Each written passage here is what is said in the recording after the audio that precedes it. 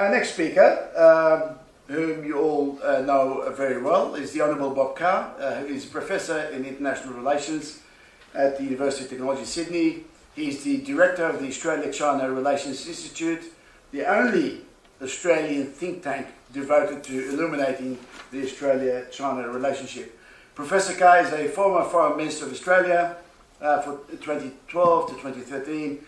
He's also the longest continuously serving Premier in New South Wales, history from 1995 to 2005. And of course he was, before that, opposition leader, and before that, minister. He's an honorary professor at Beijing Foreign Studies University. He's recipient of the RSIS Distinguished Visiting Fellowship from Nanyang Technological University and the Fulbright Distinguished Fellow Award Scholarship. He has served as honorary scholar of the Australian-American Leadership Dialogue. Professor Carr's research focuses on international relations, foreign policy, Chinese politics and economics, national defence and security, and I have great pleasure in welcoming the Honourable Bob Carr. Thank you, Shaket, and can I just remind you of how special Shaket is, our host today. Very special person. You've got to think of him as a 7-year-old living in South Lebanon and being forced to bear witness to the death of many members of his extended family during the Israeli occupation of South Lebanon. And at 7 years of age, he witnessed a car crowded with people that had been completely flattened by an Israeli tank, just flattened. And the arms and the other body parts of the people in that car crushed, the people dead. That was a view he looked at. So his interest in international relations is very real because his family lived under a foreign invasion, an occupation that went on for over 10 years, and he saw the consequences of that. But he joined me in achieving an historic shift in the policy of the Australian Labor Party on this issue, because in the last 4 years we've seen Labor Party conferences adopt motions that say the next Labor government should recognise Palestine. Ted and I, if you want to read more about that journey, it's in this book, which will hit bookshelves this week. It's called Run for Your Life by Bob Carr. So it's a political memoir and autobiography and something of a polemic, and it's got a chapter about my role, assisted by Shaket, in bringing about this shift in Labor Party policy. Here's what one prominent Australian thinks of China. A professor called Clive Hamilton, the author of a book out this year called Silent Invasion, wrote with alarm about many of you. He said, Australia was threatened by the presence on our shores of Australians of Chinese background. He said, remembering, quote, I'm quoting him in his book, remembering that there are over 1 million people of Chinese heritage in Australia, we would expect some, citizens and non-citizens alike, to take to the streets to express their loyalty to Beijing. In other words, I'm still quoting him, in other words, to Australia's enemy, unquote. Now this is what the recent China panic has been all about. It's been activism by a core group of zealots who are arguing that we can't have a normal state-to-state relationship with Beijing. Their argument is that China must be classed as, and I'm quoting Professor Hamilton, the author of Silent Invasion, quote, Australia's enemy, unquote. Now, this follows work by journalists claiming without any evidence that Chinese students in Australia, there are 113,000 of them, are bullying in classrooms and closing down classroom discussions and intimidating their lecturers. The Australia-China Relations Institute has looked at every allegation. There's not a single allegation that supports that. There are 4 incidents alleged at universities. We've looked at them. None of them involve Chinese students closing down discussion or intimidating their lecturers. It's been a media panic. It's been what I call part of China panic. There have been headlines in the Herald saying China has got plans to establish a military base on Vanuatu, thus threatening the east coast of Australia. Vanuatu says there are no plans. The Australian government says there are no plans. China says there are no plans. China has 1 overseas base. America has 800. China has 1. It's in Djibouti, where it supports anti-piracy operations and China's peacekeeping under UN auspices in Africa, where China is the biggest contributor to peacekeeping. The idea that China is going to establish its 2nd military base in the entire world in the Southwest Pacific, where they have minimal trade and no sea lanes of communication, was a fantasy, unsupported by any evidence. We're told that the Chinese are swamping Australian political parties with donations. There are 300 Chinese companies in the Australia-China Chamber of Commerce, and there's no record of any of them, the banks and the airlines and the resources companies and the pastoral companies, making donations to Australian political parties. There are a couple of developers, one of them an Australian citizen, the other who's just received permanent residency and has got permission to buy a few $1 million of Australian property, who've made donations, but that's because Australian political parties, Liberal and Labor, went to them and said, you're an Australian now, would you do what other developers do, donate to our side of politics, and we wouldn't be surprised if you donated to the other side. And they thought they should. That's been another part of the anti-China panic. But I think the most offensive part of the China panic, and it's run since Fairfax, that is the Herald, and the ABC ran its 4 corners in the middle of last year, has been this impugning of the loyalties of Chinese in Australia. Do you know what? As a foreign minister, as a premier, I witnessed migrant communities in this country make representations to politicians. The Greeks would come and see us to talk about the occupation by Turkey of Cyprus, or to argue Australia couldn't use the word Macedonia in referring to what they wanted us to refer to as the former Yugoslav Republic of Macedonia. And the Tamils would come and see their local members of parliament to say Australia should boycott the CHOGM meeting in Colombo to protest against what they alleged was the repression of Tamils in the wake of the Sri Lankan Civil War. That's normal. Yeah, we're big enough to accommodate that. The most active community in Australia is the Jewish community. There's only 90,000 members, but their activity in support of Israel is something I deal with in my book. I've got a chapter called Me and the Lobby, and that lobby is very well funded, and it's about mobilising Australians of Jewish background to lobby members of Parliament to achieve a foreign policy outcome, namely Australian support for Israel. And less frequently, we have Australians with Arabic backgrounds go and see members of Parliament to talk about the Syrian civil war or the case for Palestine. This is normal. This happens in a multicultural democracy, and it doesn't threaten Australian democracy. But what stands out is that the Chinese community in Australia is so integrated that it doesn't lobby MPs about foreign policy issues. I have never witnessed, I've never heard about the Chinese community going to members of Parliament to attempt to lobby them on Tibet, Taiwan or South China Sea. The involvement of the Chinese community in Australia on these issues has been minimal.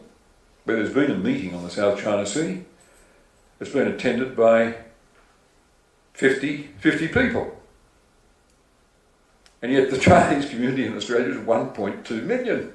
It doesn't get agitated about these issues. In election campaigns, the things that motivate it are the things that motivate Australians from different ethnic backgrounds, native-born Australians. Instead of impugning the Chinese community in Australia, commentators ought to be saying, isn't it remarkable? This community settles here and very quickly adopts Australian values and an Australian perspective. But here you've got one author saying you can expect in any conflict between Australia and China for this community to turn out in the streets to support Australia's enemy. Well, that leads to a bigger question, of course, and that is why these zealots, I call them the anti-China Taliban. The anti-China Taliban are insisting we close down discussion and brand China Australia's enemy. That's the narrative they want us to fit into. And there's been a lot of McCarthyism here. During this anti-China panic, it's been suggested if you are talking to X or you know Y, or you're a member of the Council for the Peaceful Reunification of China, somehow your loyalty is compromised. Somehow your loyalty is Australian. There was one of the anti-China Taliban quoted 2 weeks ago in The Australian saying the businesses and the individuals who are urging Australia to take a less hard line on China are doing Beijing's bidding. Well, hang on. We had a policy of engagement, a national interest-based policy towards China under Labor and Coalition Prime Ministers from Whitlam through to Abbott. All I've been saying in this debate, and all others have been saying, like Jeff Raby, the former ambassador to Beijing, is that we ought to get back to where we were under Tony Abbott, when we got a very beneficial free trade agreement with the Chinese, and we agreed with the Chinese that the Australia-China relationship ought to be described as a comprehensive strategic partnership. Now, if I were advocating, if those things hadn't happened then, and I was advocating today that we expedite our trade negotiations and lay down a free trade agreement with China, or that we should upgrade our relationship with China to something Beijing would call a, quote, comprehensive strategic partnership, unquote, what would the anti-China Taliban say about that? They'd say, oh, Carr was advocating something Beijing wants. But hang on, we got to that point 5 years ago under Tony Abbott. And in the last 2 years, we've had these anti-China zealots emerge and say, no, all this is wrong. This engagement with China is wrong. What was Australian policy on China from Whitlam to Abbott has now got to be abandoned, and we've got to take an ideological policy towards China because it has a communist government, and we ought to enter what I would describe as a Cold War relationship with China. That's what they want. Because, as Clive Hamilton says in his book, China is Australia's enemy. Well, as Alexander Downer said to me when he was giving me advice, former foreign minister, he said, if you want a Cold War with China, it's easy to get a Cold War with China. And from, as ACRI research establishes, look at our document called The Tilt on China, we've been behaving since early 2017 as if Canberra wants a Cold War with China. And every minister's had his say, the government hasn't spoken with one voice. Barnaby Joyce had his say, said the Chinese are there ready to overrun us. Well, imagine the nationalist backlash in Australia if a deputy prime minister, a deputy premier in China had said these Australians have got a secret plan to dismember China. Imagine how the nationalists in Australia would react to that. But Barnaby Joyce, using language unknown in normal diplomacy and speaking as Australia's deputy prime minister, said the Chinese are about overrunning us. Now this is trashing a relationship that Australian governments under Labor leadership and under coalition leadership have worked hard to build up because it's in Australia's national interest. Why is it considered now to be in our interest, as the anti-China Taliban would prescribe for us to have the worst relationship with China of any American ally. Japan has just had a summit with Premier Lee. Japan. And then it had a trilateral with the leadership of South Korea and China. That's Japan. India has had a summit. Their Prime Minister Modi and President Xi in Wuhan. Australia can't get a meeting with China because we chose from early 2017, this is a year before the anti-foreign influence legislation, we chose that the only things we would say about China would be negative, adversarial, ideological. And again, I won't bore you by spelling it all out, but if you look at our website, there's an ACRI document called The Tilt on China, which shows how in early 2017 we opted to go negative about China. Why would we deal ourselves out of this relationship? Why is this considered to be in Australia's national interest? China's adding 850 million to its middle class between 2010 and 2030. China is going to have, as Chiquette said, an economy twice the size of the US economy in 2030. What's my source for that extraordinary measurement? The Australian government's foreign policy white paper, released in November last year. It's got a graph. And Hugh White, there's a YouTube video of Hugh White at the ANU, an ANU video of Hugh White having fun with this. He's saying all the direction of the white papers to say that our relationship with America is the guide to Australia's future. But hang on page such and such, there's a little graph, and the graph shows the Chinese economy is double that of the US in 12 years' time. If you want an explanation for the anti-China panic we've seen in the Australian media, if you want an explanation for it, it's this. The rise of China has been so rapid and so concentrated, nothing like it having happened previously in human history, that it has shocked the timid minds and spirits of the of the Australian security establishment in Canberra. They've grown up with the comfort of the US alliance, imagining a future in which American power is not going to be challenged or overtaken. And all of a sudden they've been hit with the fact. I put it this, I remember meeting Joseph Biden, the US Vice President. The snow was outside, here we were in the White House, the Vice President's office. There was a fire crackling in a Federation-era fireplace, beautiful furniture. And Joseph Biden is doing what he, as an Irish-American politician, does best, charming any visitor. A politician's politician. He said, the Chinese don't innovate. The Chinese don't innovate. Well, we had this conversation in 2013. And I'm telling you this, no American today would say that the Chinese don't innovate. Because what petrifies America, and it's the force behind the protectionist measures of Donald Trump, what petrifies America is that China is innovating.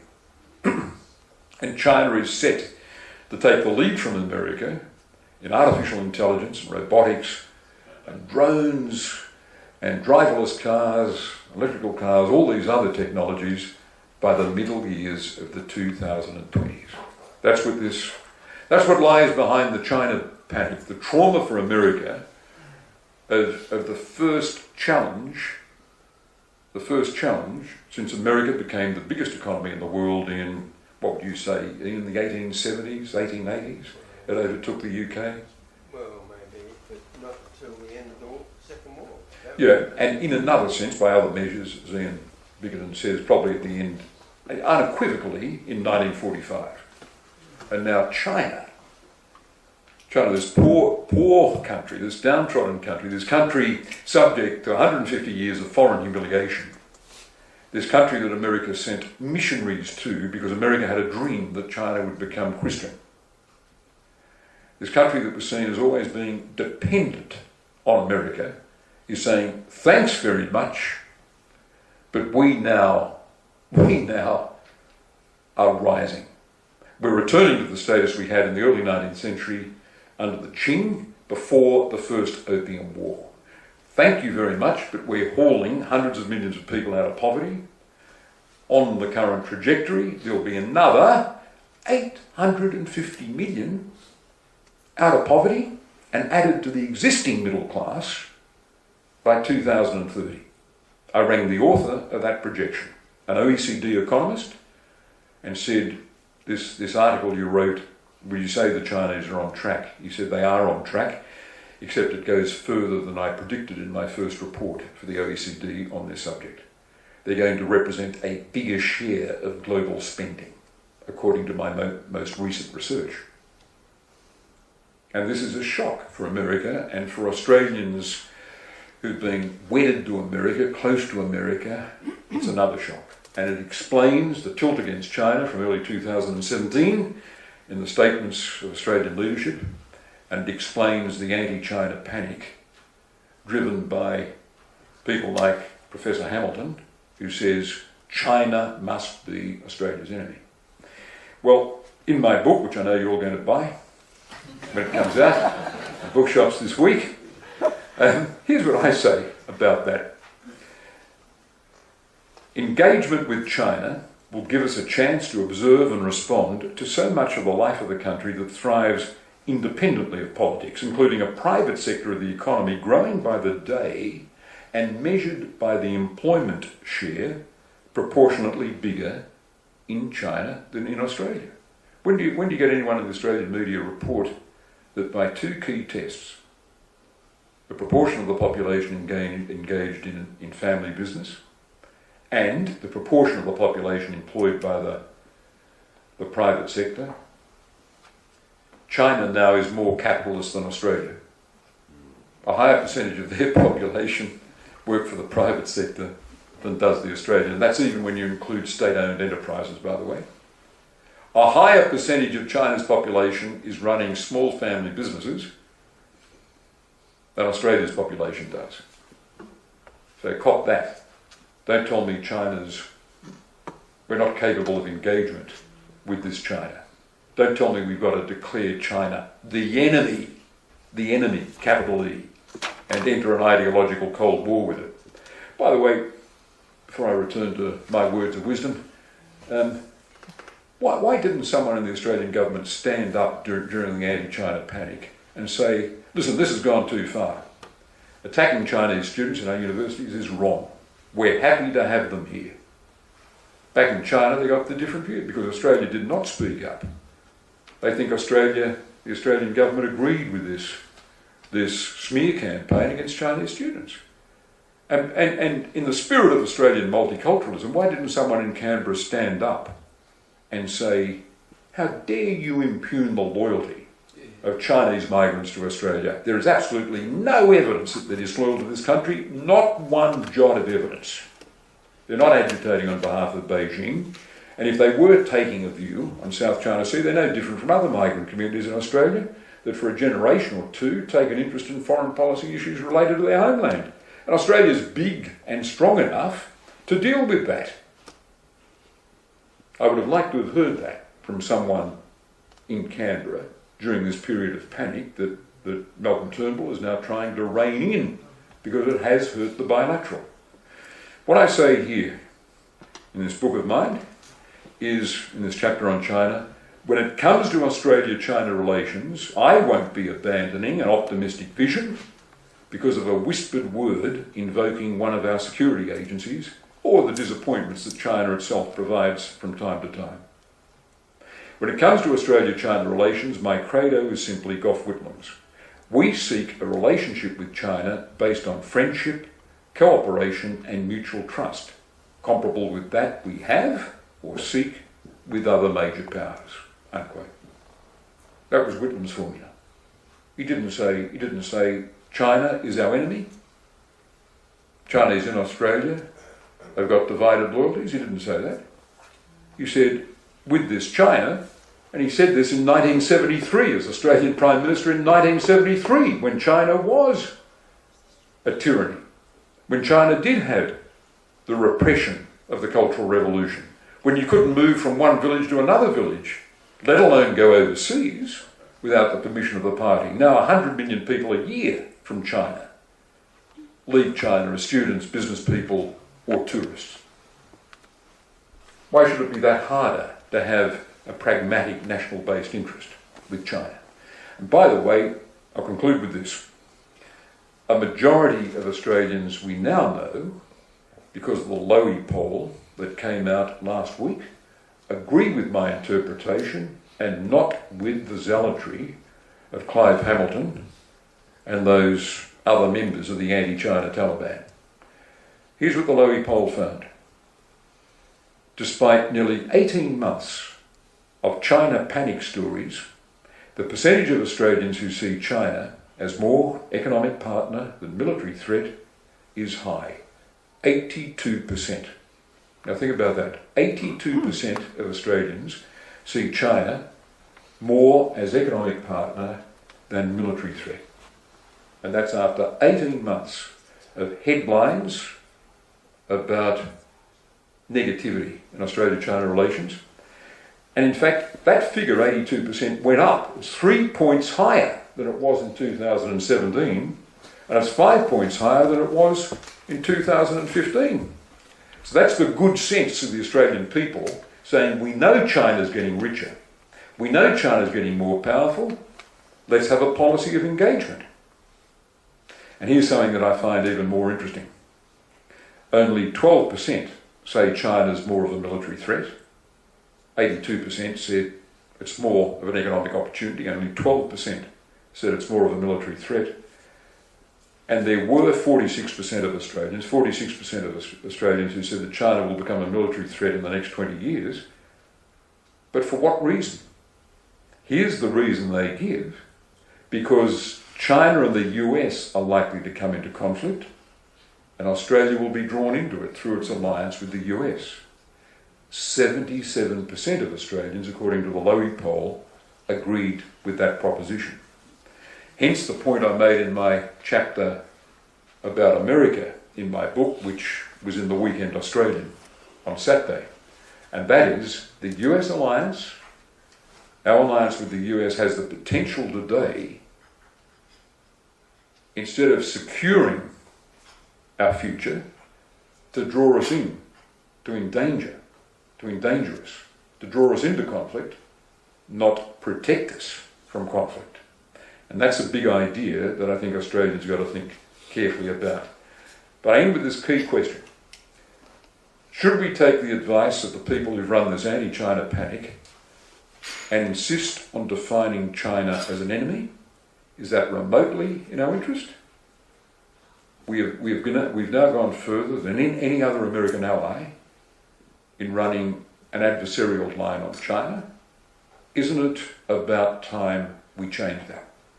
I welcome the indication the Prime Minister gave in his speech in Parliament House last week that he's in the process of re-evaluating that. Australian people are more fearful of Donald Trump and his potential than they are of President Xi Jinping. And that's an opportunity for Australia to think through some of these things.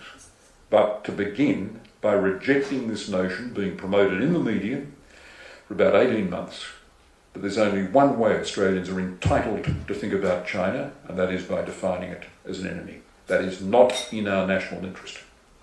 Thank you.